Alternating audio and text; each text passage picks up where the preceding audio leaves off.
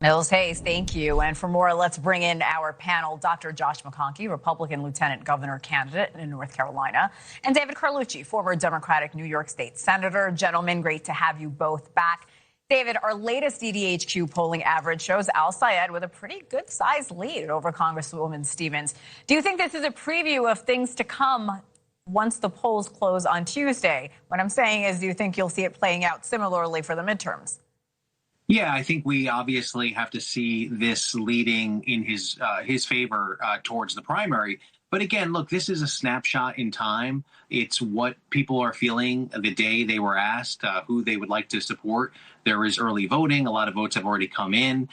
So, look, the wind is at his back, but there's excitement in this race. And I think that is the story that we need to pay attention to, that Democrats aren't moving in one direction. They're actually competing in all 50 states, in many districts within those states. And so it shows that the wind is at the back of the Democrats, and they can compete in Michigan, Wisconsin, New York, wherever there is a race, and it's a competitive between a Democrat and a Republican.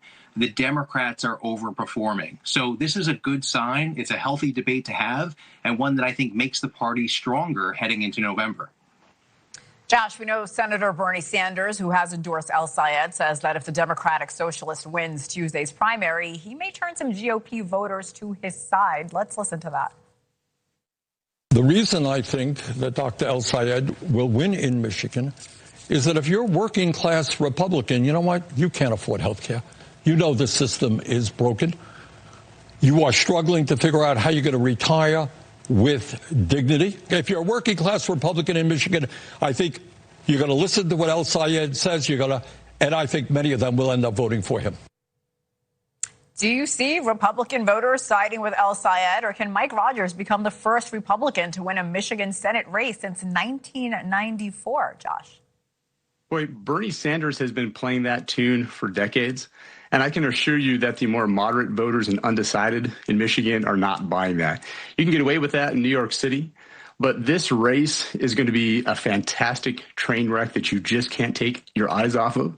If Al Sayed wins this race, you're going to see Schumer and the rest of the more establishment party they're going to panic. So it's going to be very interesting to watch, but I think at the end of the day, if Sayed wins this race, it's going to be a very difficult win for the Democrats in November. David, there's a new report. It says Elon Musk is set to throw millions of dollars into the midterms with the goal of helping Republicans win in at least 8 states.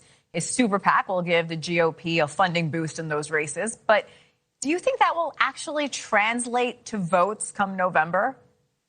Yeah, look, money is always important, but it's not everything. You've got to have the message. It's message over money. And yes, looking at the polls, the Republicans will desperately need every penny that Elon Musk can provide. But all that can do is buy ads, maybe a field campaign to knock on some doors, but it can't buy credibility.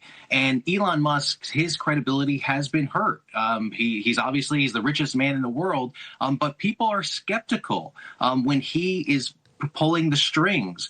And I think that is a double-edged sword. When residents and voters understand that this money is coming from Elon Musk, they're going to think twice. So I think it's message over money, and the Democrats have the message and they have the momentum heading into the midterms. So I obviously I'd rather the money be spent on the Democratic side, but I don't think it's a problem that can't be overcome.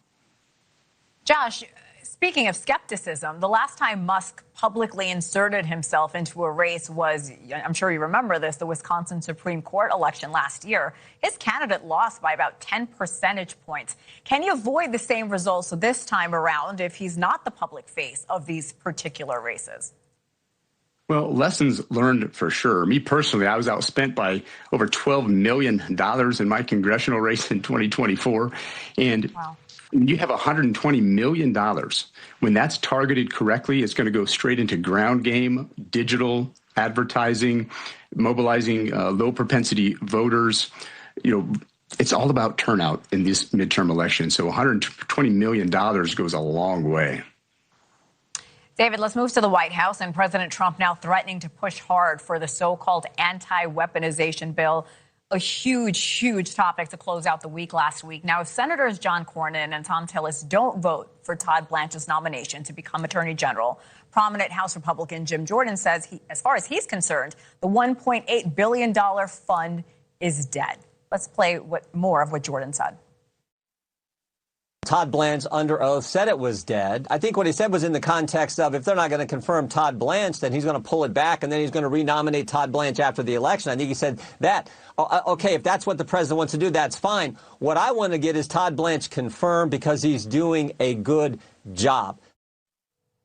So where does the president's threat and this confirmation leave Blanche and, of course, the open Attorney General position moving forward?